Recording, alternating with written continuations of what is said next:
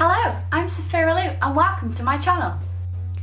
Hello guys, and welcome to a very special video where I am going to be showing a few of my favourite indie comics that I have collected from different conventions over the last few years. This is going to be a little bit of like a shout out artist video and slash showing you what kind of inspires me to work on my comic Jelly Bean. In case you guys don't know, I do have my own comic which I have worked on, which will eventually be online, called Jelly Bean. I absolutely love reading comics, I love collecting comics, I love everything about it, and I just wanted to give it like a sort of like little shout out for these people who inspire me so much. So here's my big pile here, and let's get started. In case you may have noticed, I do have a new microphone, so let me know what you think of this. The first I'm going to shout out to is to Paul Duffield's Fire Isle. It is probably one of the most beautiful comic series I have read in such a long time. If you would like to check it out, his comic is on Taptastic or Tapas, which it has been renamed to. I will leave a link to all of these people's work and collections down below if you are interested in ever checking them out. The reason why I would highly recommend this comic is not only for the colour choices that he uses, but the panelling is so easy to read and it is just simply a phenomenal comic series. I am currently up to date on the Tapas app and I cannot wait for the next chapter to come out. But this in print is absolutely stunning, and if you do want to check him out, please check out the Fire Isle comic series, as it is simply phenomenal. The next one is Pizza Witch by Sarah Graley. Now you may notice the name Sarah Graley because she has worked on our Super Adventure and of course the Rick and Morty's Little Poopy Star comics. She is a wonderful person and is so lovely in person. But I actually really love this Pizza Witch comic. It is such a delightful read. Her comic pile in the way that she draws is very stylized, but everything's so expressive. So I do actually really like this series. It's a very funny short comic one-off series, but it is an absolute joy to read. And if you haven't checked out, please check out our Super Adventure comic as well. Most of these are available on her website as well as Tapas. Most of these comics that I am shouting out on this video are available both on Tapas and their own respective websites.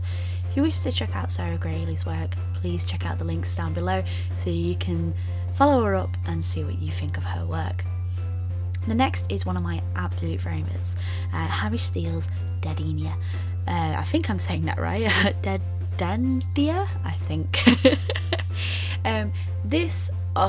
This guy's work is absolutely phenomenal. You may actually recognise him from the cartoon Hangover's Dead End mini animation short, and that's how I actually came across him, because I recognised his work at Comic-Con last year and I had to pick it up. It is absolutely stunning. The way he colours, the way he uses his panelling, it's so easy to read and it is just simply a glorious comic. I'm absolutely kicking myself that I didn't pick up the next 2 issues, but I know on his respective websites you are able to pick them up online, and they does have a small selection for you to read on there as well. If you ever do want to check him out, please do. I really love it. It's so colourful and just so expressive, and it's really inspiring to see people the way how they approach panels, and I just can't get enough of this person's work, if I'm honest. But I do love his style. The next one I'm going to talk about is Nani Bin's amazing super giant battle gecko. If you haven't met Nani Bin at one of the comic conventions in the UK, or if you haven't heard of her, please check out this girl's work. She has an amazing comic series called Mephitos, I think it's pronounced. I'm gonna have to ask her to pronounce that. You can slap me, Lou, it's absolutely fine. I have known Nani Bin for the longest time and her work just is so inspirational. I love how expressive her line work is. very stylized and it's loose, especially with her actual comic series. But I really love this because it's not so much a comic, or it's more like a how-to guide on how with her geckos, and it made me laugh so much. This is a one-off that I picked off her a while ago called Chica Chica. But if you do want to check out her work, I will leave links down below. I do highly recommend her. She is an amazing illustrator. The next is The Moth and the Flame, which is just a simply heartwarming story. This is written by Jenny Clements. Some of you may have seen her work at Manchester Expo, London Expos, and quite a few of the conventions up and down the UK. Her work is absolutely stunning. She does have a comic series currently airing on Tapas, which is Mia's and Elle, and she does have her own website, which I will leave links to down below. This story is such an inspiration.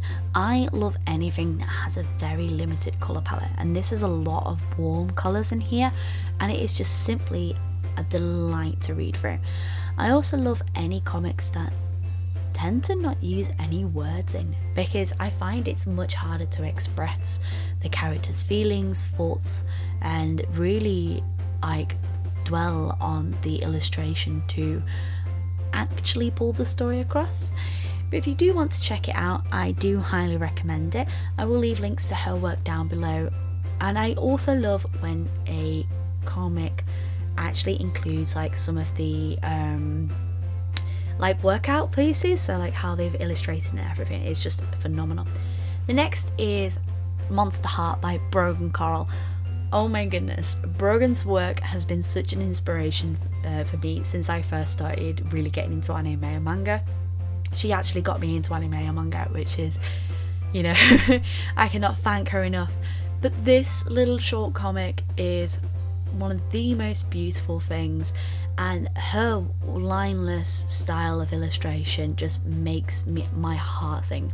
Everything that she does is so clean and so well thought out. I do not believe that this is online, but I will leave links to her work down below so that you can check it out. There was a full colour version available of this, but I unfortunately missed out on it, and I'm kicking myself every day that I did not get it. The next is Silver Song by Sam Chapman. It is so beautifully done. I believe some parts of this are available to read online. I don't know if it all is, but it is a very, very beautiful comic series. The way she structures the paneling and her colours that she uses are an absolute delight to read. It's just so inspirational to see how colour gets used, because I don't do colour comics, so whenever I see colour comics and they're done absolutely beautifully, it just makes me get really excited about it. But how her panels almost flow and use the same sort of colour, and the interesting way she uses colour is a very, very inspirational to me. So I do highly recommend her work. As with everyone else, I will leave links to them down below. Just cannot recommend these people enough. They inspired me to do comics, and they inspire me to work hard. The next is Lolita by Nina Serena and Mark Holmes. This is possibly one of my favourites for use of colour and for use of anything else. The paneling is fantastic, it's wonderful to read. I believe parts of this are available online. I will leave links down to her work down below. She is a simply wonderful illustrator. I couldn't make this convention when she was debuting this comic, so my friend picked it up for me, and I am so glad he did, because this is probably one of the best things I could have possibly, and that full cover when you bring it out on the spine is absolutely gorgeous. It's the cover alone that made me pick this up. Speaking of covers, this is by the amazing Martin Kirby, Freelancer. I actually had never seen this guy's work before, and I picked this up alone because of the colours and the way it all struck me. And this comic is really wonderful to read. the paneling is just done very well, and the speech bubbles almost reminds me of like a lot of the older comic series, because of the way like everything jumps out. And yet again, this is another one which includes a lot of the sketch work and the process work at the end, which is one of my favorite things to see on like how people come up with their projects and that. One thing I've noticed with most of the comics is that I tend to pick up is that they tend to have very bright colours, or they tend to have like very like the way their stories flow. I tend to go off colour more than I do off the actual story. If the illustration is fantastic, I will pick it up. If your story is fantastic, I will pick it up. I love reading comic series. The next one I'm going to shout out to is to Edoras Swordless. This is stunning. In case you haven't heard of Edoras is an amazing watercolour artist, and I have been friends with her for the longest time. And her work is phenomenal.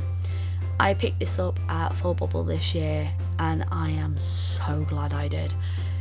The cover is probably one of the most beautiful covers I've ever seen, and the way it's written is like very typical manga, like backwards from left to right, I believe it is, whereas we usually have, no, it's from right to left, and we usually have books out from left to right. Sorry. But this is absolutely beautiful, and if you have not had a chance to read it, I highly suggest picking up a copy.